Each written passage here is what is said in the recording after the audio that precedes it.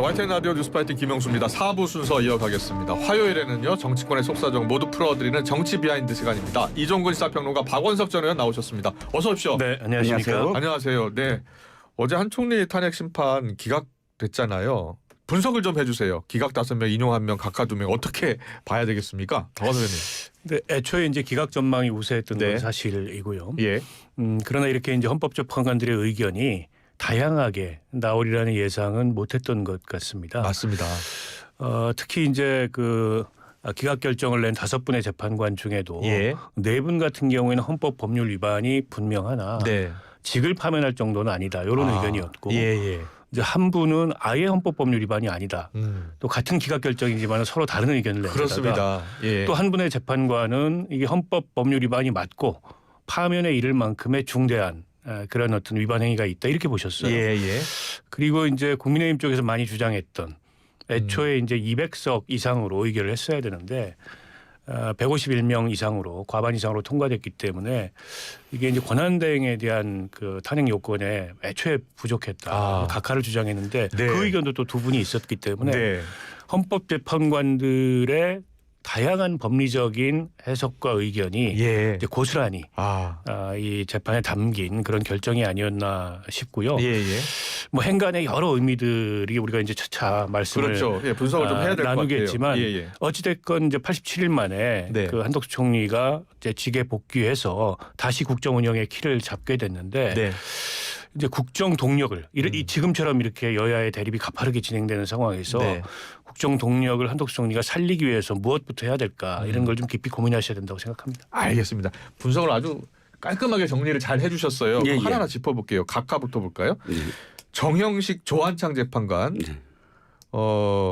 지금 각하 의견 냈잖아요. 네. 예. 네. 절차적으로 부적법하다. 그렇죠. 예. 이게 무슨 의미를 갖고 있냐면 우리가 어제 이제 한덕수 국무총리 권한대행의 예. 선고가 윤 대통령의 심판 선고와 어떤 영향을 미칠까에 예. 대해서 늘 굉장히 그게 큰 관심이었죠. 근데 하나의 단초였다. 왜냐하면 네. 윤 대통령의 선고에 대리인단이 가장 중점을 두고 하는 전략이 절차적 정당성, 네. 적법 절차의 원칙 예. 두 가지인데 지금 정혁식 조한창 재판관의 어저께의 그 주장을 보면 예. 절차의 문제를 네. 얘기했습니다. 예. 그러니까 150일이냐 200이냐. 예. 아까 말씀하셨지만 전 이번 어저께 선고의 전체적인 의미는 정치적인 쟁점들 아주 첨예화된 쟁점들에 대해서 모두 다 의견을 냈다는 거예요. 그러니까 4대 1대 2대 1 예. 이렇게 네 그룹에 걸쳐서 예. 자기의 의견을 적극적으로 표출했다. 그런데 4대 1대 2대 1이 다 네 가지가 전부 다 정치적 쟁점 민주당과 또는 민주당과 국민의힘 또는 보수 진보가 갈리는 부분에서 네. 첨예하게 부딪혔는데 예. 각하 의견이 바로 그겁니다. 네. 그러니까 권한 대행의 어떤 그런 탄핵 의결 정족수를 어떻게 볼 거냐. 예. 이 두 사람은 200석으로 봐야만 한다라는 네. 의견을 냈는데 이건 어떤 의미냐. 이게 전체적으로 각하가 많아서 각하로 바뀌지 않더라도 예. 우리들의 의견을 꼭 기록에 남겨야 되겠다. 이 문제는 굉장히 중요한 문제다. 예. 왜냐하면 그 내용도 보면 이렇게 되다가는 뭐 계속 줄탄핵이 된다. 헌법이 이렇게까지 이것을 허용하지 않는다. 네. 그러니까 앞으로도 권한 대행이 계속 생길지도 모르는데 이렇다면 과반으로 그냥 계속 국정 운영을 마비시킬 수 있다. 이렇게 표현하는 거거든요. 예. 이 표현은 어쨌든 국민의힘 쪽에서 계속 주장했던 것이고 네. 그걸 사실 이렇게 편을 손을 들어줬다는 건 상당히 의미가 있고 이 절차적 당당성은 물론 내용은 다르지만 네. 윤 대통령의 선거에도 굉장히 유사한 그런 그 손을 들어줄 가능성이 있다. 이 두 분은 절차적인 문제에 대해서 굉장히 꼼꼼하게 어쨌든 보고 있는 분이다라고 생각합니다. 알겠습니다. 그런데 이 정형식 조한창 재판관이 절차적인 문제를 들어서 각하 의견을 냈습니다만 본안 판단을 하지 않은 거잖아요. 그렇죠. 예. 그러니까 각하는 이제 절차적 흠결 때문에 아예 본안 판단을 하지 않고 예. 이제 그야말로 성립하지 않는다 이렇게 예. 주장을 하는 그러니까 건데 뭐 헌법재판관 미임명이라든지 임명하지 않은 거니까 거기까지 안 판단도 간 하지 않은 겁니다. 거죠. 그리고 그분들이 판단이 내심이 있으시겠지만 그걸 네. 이제 표현하지 않은 거라고 보고요. 예. 근데 이제 조한창 그 정형식 재판관이 이 한 총리권에 대해서 각하 의견을 표명한 건 국회에서 그 탄핵 소추안 의결 과정에서의 절차적 흠결입니다. 예. 근데 지금 윤 대통령 그 탄핵 심판에서 대리인단이 주장하는 건 헌법재판소 단계에서 절차적 흠결을 주장하고 있어요. 예. 근데 헌법재판소 단계에서 절차적 흠결 주장은 그동안의 평의 과정을 통해서 계속 이 쟁점을 해소하면서 저는 재판이 진행됐다고 생각합니다. 예. 제 문제 제기를 할 때마다 평의를 통해서 검토해 보겠다. 만약 그 절차적 흠결이 각하할 정도의 중대한 것이라면 저는 그 단계에서 뭔가 제동이 걸려도 걸렸을 거다라고 생각을 하고요. 예. 또 한 가지는 그러니까 윤 대통령하고 한 총리 탄핵 사유에 동일하게 그 각하 의견으로 각하돼야 된다고 이제 국민의힘이나 대리인단 측이 주장한 게 내란죄 부분이 빠진 거. 예. 그 다음에 공수처 자료를 증거 자료를 쓸 수 없다. 근데 그에 대해서 이런 방구 언급도 없었습니다. 어제. 그러니까 그건 아예 이제 받아들이지 않은 거여서 어제 이제 두 분의 헌법재판관이 각하 의견을 낸 게 윤 대통령 탄핵의 어떤 시사점이 된다는 것은 제가 보기엔 논리적으로 연관성이 굉장히 떨어집니다. 전혀 다른 사건이고 전혀 다른 절차적 흠결에 대한 각하 주장이기 때문에 그건 별 문제가 없을 것 같고요. 이제 어제 제일 그 유심히 봤던 게 그 비상계엄 당시에 한 총리의 역할과 관련해서 뭐라고 이제 헌재가 해석을 할까 힌트를 좀 주지 않을까. 예, 그게 최대 관심이었잖아요. 근데 힌트를 결과적으로는 주지 않았습니다. 힌트를 주지 않은 게 또 힌트다 해서 여러 해석이 나오는데 그래요. 제가 보기엔 그거는 조금 좀 지나친 해석이고 어쨌든 그걸 극도로 꺼렸던 게 아닌가 싶어요. 그 힌트를 왜 주지 않았을까요? 두 가지 분석이 있더라고요. 아예 합의를 보지 못했다. 그리고 또 한 가지는 나중을 위해서 일부러 이야기하지 않았다. 힌트를 안 줘야 되겠죠. 어쨌든 지금 언제가 선고 날짜일지는 모르는데 그 기간 동안 헌재는 지금 이미 이렇게 생각하고 있구나라고 한다면 이미 양쪽 진영이 굉장히 충돌하고 있는데 각기 굉장히 또 다른 어떤 갈등의 불씨가 될 겁니다. 그러니까 그렇기 때문에 숨겼다고 생각을 하는데 저는 단초가 있다라고 생각해요. 어디에서요? 이 부분 그러니까 지금 비상계엄 선포와 관련된 한덕수 총리의 역할에 대해서 사실 보면 이거예요. 한덕수 총리와 관련된 이 부분도 역시 혐의가 없다라고 결론을 내리는데 이렇게 얘기하거든요.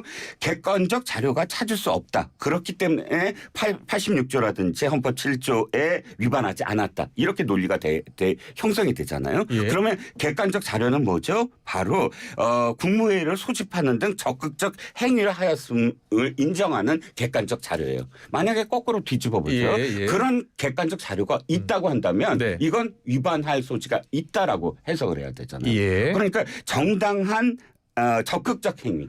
그러니까 비상계엄 선포의 절차적 정당성을 부여하는 적극적 행위라는 것을 이 재판부가 좋다라고 본다면 이건 이 행위를 이 증거가 없으므로 혐의가 없다라고 이을 수가 없죠. 그러니까 전 기본적으로 무슨 생각을 갖고 있냐면 이 비상계엄 선포가 절차적으로 문제가 있다라는 것을 내포하기 때문에 이 사람이 적극적으로 그거를 소집했다는 증거가 없으므로 위반하지 않았다라는 논리가 형성이 될 수 있다는 거죠. 좀 헷갈리는데 좀 쉽게 설명 좀 해주세요. 아니 저는 뭐 힌트가 없다고 보는데 굳이 힌트를 찾자면 비상계엄과 관련돼서 한덕수 총리는 그거는 어쨌든 정상적 국무회의라고 보기 어렵다. 이렇게 이제 헌재에 그러니까 나와서 묵인 방조가 있었느냐를 따진 거 아니에요. 했어요. 근데 이제 묵인 방조 공모 혐의가 있느냐 관련해서 적극적으로 그런 행위를 했다고 볼 만한 증거나 객관적 자료가 없다 이렇게 얘기를 했어요. 그렇죠. 즉 한 총리는 적극적 행위를 하지 않았다, 가담하지 않았다는 건데 근데 비상계엄이 정상적 행위였다면 총리가 적극적으로 가담하지 않을 수 있습니까? 그 얘기는 거꾸로 그게 정상적 행위가 아니었다는 걸 방증하는 거 아니냐.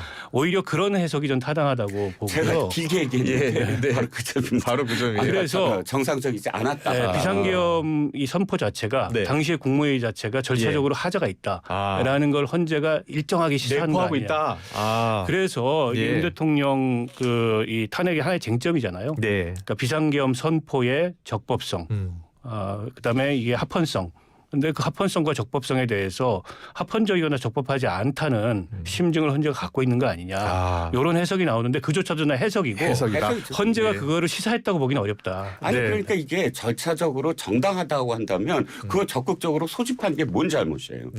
국무총리가. 근데 소집하지 않았으므로 이거 위반하지 않았다라는 논리를 지금 피고 있거든요. 네. 그러면 기본적으로 그게 깔려 있다라고 저는 보는 거죠. 알겠습니다. 뭐 여러 분석이 나오는데 전체적인 분석은 힌트를 주지 않았다라는 분석이 모든 언론에서 다 나오고 있어요. 알겠습니다. 자, 헌법재판소가 일단은 자 그럼 가장 큰 관심이 윤 대통령 사건 아니에요. 근데 지금 윤 대통령 탄핵 심판 선고가 이번 주를 넘기고 다음 주 가능성 나오고 있더라고요. 어떻게 보세요? 그러니까 이번 주에 이제 금요일쯤 하지 않겠나 이런 예. 기대나 관측이 있었는데 헌법재판소의 정기 선고일이라는 게 있습니다. 네. 일반 사건에 대한 정기 선고일. 예, 그게 예. 이번 주 목요일이에요. 아, 그리고 헌재가 예고를 했습니다. 목요일 날 정기 선고를 할 거다. 정기 선고하겠다. 그날 이제 이 탄핵 심판을 선고하지 않는다는 걸 얘기한 거죠. 그럼에도 이제 금요일 가능성이 여전히 있지 않느냐. 여전히 남아 있고요. 근데 그렇게 되면 이제 연이틀 선고를 하게 되거든요. 그리고 탄핵 심판을 포함하면 한 주에 2번 탄핵 심판을 선고하는 그렇네요. 데서 예. 그건 전례가 없다는 겁니다. 네. 물론 지금 굉장히 비상한 상황이기 예, 때문에 예. 그 기존의 전례가 잘 통하지 않는 그런 상황이라고도 해석할 수 있겠습니다만 뭐 한 내일 정도까지 기다려보면 알 것 같아요. 네. 보통 한 이틀 앞두고는 2, 3일 앞두고는 예고를 하기 때문에 내일까지도 탄핵 심판에 대한 선고 예고가 없다면 이번 주도 넘어가는 거 아닌가. 예. 그래서 뭐 그에 대해서 여야가 반응이 굉장히 엇갈리고 있는데 그러니까요. 예. 어쨌든 이재명 대표 지금 항소심 선고가 내일로 예정이 돼 있잖아요. 맞습니다. 그건 이제 변함이 없는 겁니다. 네, 네. 그렇다 보니까는 이제 민주당은 어쨌든 일정에 대해서 상당히 예민한 반응을 보이는 것 같고 예. 또 대통령 탄핵 선고가 이렇게 장기화되는 게 꼭 바람직한 건 아닙니다. 이제 국정공백이 장기화되는 데다가 불확실성이 커지고 그에 따라서 이제 국민들의 어떤 공론 분열이나 갈등도 커지고 하기 네. 때문에 가급적 빨리 내리는 게 예. 좋은데 선고를 할 만큼 합의에 도달하지 못했다라는 해석이 많은데 저는 그 해석이 상당히 설득력이 있는 것 같아요. 이 정도 장기화되는 걸로 봤을 때. 예, 예. 근데 총 8명이 8대0 만장일치를 위해서 지금 치열하게 이야기를 하고 있고 정리하고 있다라는 의견이 또 야당에서는 많이 나왔었거든요. 그런데 좀 분위기가 바뀌고 있는 건가요? 저는 이제 어저께 그 단초 2대1 예. 그러니까 각하 2명에 인용 1명 예. 이게 단초다라고 생각을 해요. 예. 아까 박 의원께서는 전혀 다른 사건이다 각하 이렇게 네. 말씀하시면 물론 성격 다릅니다. 여러 예, 가지 다르긴 예. 한데 당시에 그러니까 지금 단계가 어떤 단계냐 평결로 못 가고 있는 단계다. 그러니까 평의를 하고 있는데 지금 평의가 어떤 거냐 사실관계를 서로 공유하고 있다. 그러니까 네. 이 사실은 증거라든지 혹은 증인이라든지 우리가 평의를 거쳤을 때 중간중간 단계에서 그때 평의하고는 하지만 그러나 이 진행을 위해서 그냥 넘어갔던 부분들을 다시 재정리하는 어떤 과정들 예. 그런 과정들에서 우리가 놓친 부분이 어떤 부분이냐 또는 이 사건 어떤 개별적인 사건들을 어떻게 봐야 되느냐 이 논의를 아직도 계속 하고 있구나 라고 우리가 여겨질 수밖에 없거든요. 예, 예. 그러면 지금 이거를 언제까지 하겠다 언제 선고를 하겠다라는 모든 지위는 사실 소장 권한대행한테 있습니다. 네. 수 지휘권을 지금 권한대행이 갖고 있으니까요. 그러면 어저께 2명과 1명을 이렇게 봤을 때 아직도 지금 의견이 극단적으로 갈리는 부분이 있을 수 있겠구나. 그러면 네. 계속 결론을 내기 위해서 그러니까 전원일치든 아니면 사건 확정이든 간에 네. 그 평의를 계속 할 수밖에 없는 상황이다. 알겠습니다. 네, 지금 민주당은 한덕수 총리를 향해서 마흔여 후보자 임명을 계속 요구하고 있잖아요. 뭐 재탄핵을 할 수도 있다는 이야기까지 나오고 있는데요. 그런데 한 총리는 이에 관련해서 언급하지 않고 있어요. 어떻게 보세요? 아니 저는 임명하는 게 타당하다고 생각합니다. 네. 그 사이에 이미 헌재가 권한쟁의 심판을 통해서 임명하지 않는 행위가 위헌이라는 결정을 내린 데다가 어제 그 위헌 위법 행위를 저질렀음에도 불구하고 파면에 이를 만한 사유까지는 아니다라고 말씀하셨던 재판관들 같은 경우에도 이게 이제 상당 시일이 지금 흘렀거든요. 예. 특히나 이제 그 특검 그 후보자 추천권 행사하지 않은 거 당시에 이제 열흘 정도밖에 안 됐기 때문에 예. 그걸 가지고 이제 그 뭐랄까요 즉시 하지 않았다고 보기는 어렵다라고 얘기했는데 네. 이미 그때로부터 80 며칠이 지났습니다. 예. 그 사이에 권한쟁의 심판도 있었고 이 상황에서 임명하지 않는 거는 아주 명백한 위헌 행위를 또 한 번 저지르는 거고 예. 논리적으로 보면 다시 탄핵 사유가 될 수 있습니다. 물론 이제 정무적으로 과연 민주당이 예. 뭐 줄탄핵 부담 이런 게 있는데 한 번 탄핵됐다 돌아온 총리를 또 탄핵하겠냐. 네. 거기에는 여러 가지 정무적 고민거리들이 있지만 이걸 또다시 방치한다는 거는 저는 제가 아까 모두에 말씀드린 게 본인이 총리로서 국정 동력을 얻기 위해서 어떻게 해야 되느냐 이거부터 해야 됩니다. 그 말씀을 하신 거군요. 그렇지 않으면 그래서. 또다시 예. 정쟁의 한가운데로 들어가게 예. 되고 자칫하면 또 탄핵될 수도 있죠. 마은혁 후보자를 한덕수 대통령 권한대행이 임명할까요?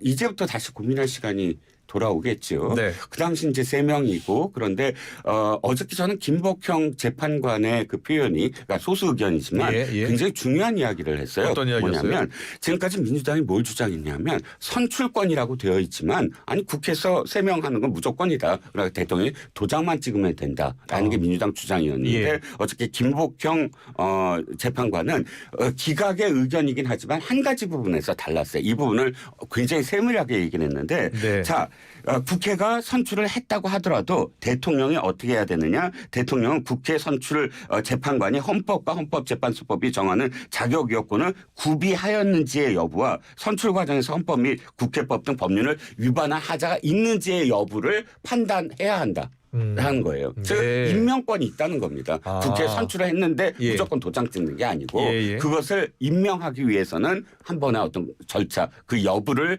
가릴 수 있다라고 명시를 했거든요. 물론 한 명에 불과하긴 하지만 김복형 재판관인 거죠. 김복형 재판관이 지금 그걸 주장하면서 문제가 없다라고 얘기했습니다. 그렇다면 그러니까 그게 80일이냐 90일이냐 즉시라는 게 네. 사실은 그걸 명기하지 않고 네. 그 사람이 얼만큼 고민했나에 사실 이 정확한 어떤 시간은 예측할 수 없는 거잖아요. 그러니까 네. 예단할 수 없는 거잖아요. 예. 그렇기 때문에 그 고민의 시간을 갖고 또다시 한다 안 한다라고 이야기할 수는 없다고 생각합니다. 아니 근데 김복형 재판관의 주된 기각 사유는 네.